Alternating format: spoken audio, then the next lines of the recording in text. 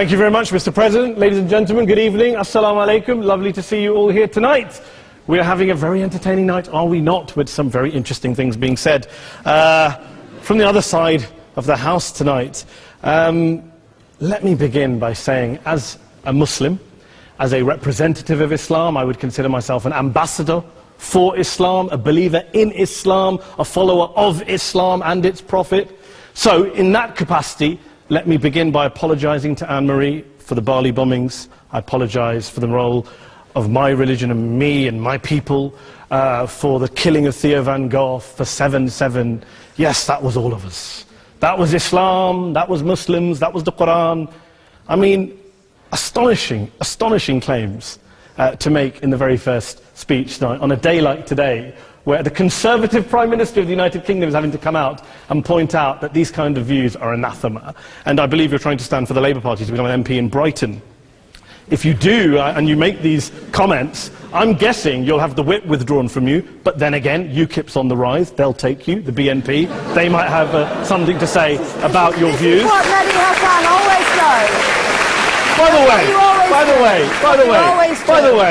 just on a factual point, since we heard a lot about the second speaker, about how backward we Muslims all are, on a factual point, you said that Islam was born in Saudi Arabia. Islam was born in 610 AD. Saudi Arabia was born in 1932 AD. So you were only 1,322 years off. Not bad? Not bad start there. Talking of maths, by the way, a man named Al-Khawarizmi was one of the greatest mathematicians of all time, a Muslim, worked in the golden age of Islam. He's the guy who came up with not just algebra, but algorithms. Without algorithms, you wouldn't have laptops. Without laptops, Daniel Johnson tonight wouldn't have been able to print out his speech in which he came to berate us Muslims for holding back the advance and intellectual achievements of the West, which all happened without any contribution from anyone else other than the Judeo-Christian people of Europe. In fact, Daniel David Levering, the author of the Pulitzer Prize-winning historian and author of The Golden Crucible, points out that there would be no Renaissance, there would be no Reformation in Europe without the role played by Ibn Sina and Ibn Rushd and some of the great Muslim theologians, philosophers, scientists in bringing Greek texts to Europe. As for this being our university, I will leave that to the imagination as to who is our and who is there. I studied here too. An astonishing set of speeches so far making this case tonight. A mixture of just cherry-picked quotes, facts and figures, self-serving, selective, a farrago of distortions, misrepresentations, misinterpretations, misquotations.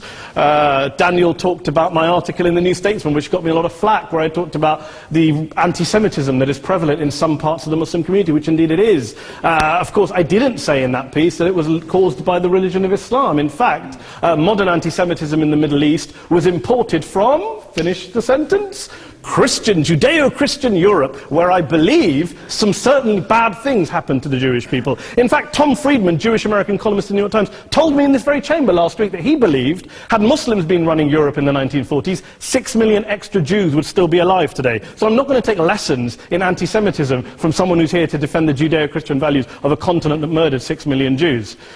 Moving swiftly on. Yes. Absolutely. Well, I'm about to make that point. No, I'm about to make that point. You're right. I agree with you. I agree with you 110%. That is my point. I don't think Europe is evil or bad. I'm a very proud European. I don't want to judge Europe on the basis, but if we're going to play this gutter game where we pull out the Bali bombing and we pull out examples of anti-Semitism in the Islamic community, then of course I'm going to come back and say, well, hold on. I mean, look, let's be very clear. Daniel here was a last-minute replacement for Douglas Murray, who had to pull out. And Douglas and I have a well-documented differences, but to be fair to Douglas, as to be fair to Anne-Marie and to Peter, atheists. Atheists see all religions as evil, violent, threatening. What the problem I have with Daniel's speech is that Daniel comes here to run this robust defense of Christianity, forgetting that his fellow Christians, people who said they were acting in the name of Jesus, gave us the Crusades, the Spanish Inquisition, the anti-Jewish pogroms, European colonialism in Africa and Asia, the Lord's Resistance Army in Uganda, not to mention countless arson and bomb attacks on abortion clinics in the United States of America to this very day. I would like a little bit of humility from Daniel first before he begins lecturing other communities and other faiths on violence, terror and intolerance. But, no thank you. Some water. But I would say this, to address the gentleman's very valid point here, I'm not going to play that game. I don't actually believe that Christianity is a religion of violence and hate because of what the LRA does in Uganda or what Crusaders did to Jews and Muslims in Jerusalem when they took back the city in the 12th or 13th or whatever century it was. I believe that Christianity, like Islam, like pretty much every mainstream religion, is based on love and compassion and faith. I do follow a religion in which 113 out of the 114 chapters of the Quran begins by introducing the God of Islam as a God of mercy and compassion. I would not have it any other way. I don't follow a religion which introduces my God to me as a God of war, as some kind of Greek God of wrath, as a God of hate and injustice. Not at all. As Adam pointed out, you go through the Quran and you see the mercy and the love and the justice. And yes, you have verses that refer to warfare and violence. Of course it does. This is not a motion about pacifism. I'm not here to argue that Islam is a pacifistic faith. It is not. Islam allows military action, violence in certain limited contexts. And yes, a minority of Muslims do take it out of that context. But is it religious? We talked about Woolwich. Daniel and Anne-Marie have suggested that it's definitely religion that's behind all of this. Well, actually, what I find so amusing tonight is we're having a debate about Islam. And the opposition tonight have come forward. We have a graduate in law, a graduate in modern history, a graduate in chemistry. And, you know, I admire all of their intellects and their abilities, but we don't have anyone who's actually an expert on Islam, a scholar of Islam, a historian of Islam, a speaker of Arabic, even a terrorism expert or a security expert or a pollster, let alone to talk about what Muslims believe or think. Instead, we have people coming here, putting forward these views, putting forward these sweeping opinions. Listen to Professor Robert Pape of the University of Chicago, one of America's leading terrorism experts, who, unlike our esteemed opposition tonight, studied every single case of suicide terrorism between 1980 and 2005, 315 cases in total. And he concluded, and I quote, "There is little connection between suicide terrorism and Islamic fundamentalism or any of the world's religions. Rather, what nearly all suicide terrorist attacks have in common is a specific secular and strategic goal to compel modern democracies to withdraw military forces from territory that the terrorists consider to be their homeland." And the irony is, when we talk about terrorism, the irony is that the opposition and the Muslim terrorists, the Al-Qaeda types, actually have one thing in common. Because they both believe that Islam is a warlike, violent religion. They both agree on that. They have everything in common. Osama bin Laden would be nodding along to everything he's heard tonight from the opposition side. He agrees with them. The problem is that mainstream Muslims don't. The majority of Muslims around the world don't. In fact, a gentleman here started quoting all sorts of polls. Gallup carried out the biggest poll of Muslims around the world, of 50,000 Muslims in 35 countries. 93% of Muslims rejected 9/11 and suicide attacks. And of the 7% who didn't, they all, when polled and focus grouped, cited political reasons for their support for violence, not religious reasons. And as for Islamic scholars and what they say, well, Daniel talks about our University of Oxford. We'll go down to Oxford Centre for Islamic Studies, get hold of a man named Sheikh Afifi al-Akiti, who is a massively well-credentialed and well-respected Islamic scholar, who has studied across the world, who in the days after 7/7 published a fatwa denouncing terrorism in the name of Islam, calling for the protection of all non-combatants at all times, and describing suicide bombings as an innovation with no basis in Islamic law. Go and listen to Sheikh Tahir al-Qadri, one of Pakistan's most famous Islamic scholars, who published a 600-page fatwa condemning the killing of all innocents and all suicide bombings unconditionally without any ifs or buts. There's nothing new here. This is mainstream Islam, mainstream scholarship, which has said this for years. You don't go out and kill people willy-nilly in the high street or anywhere else, on a bus or a mall, based on verses of the Quran that you cherry-pick without any context, any understanding, any interpretation, or any commentary. Point of information. Please. What about stoning of women, for example, in Well, It doesn't happen, apparently.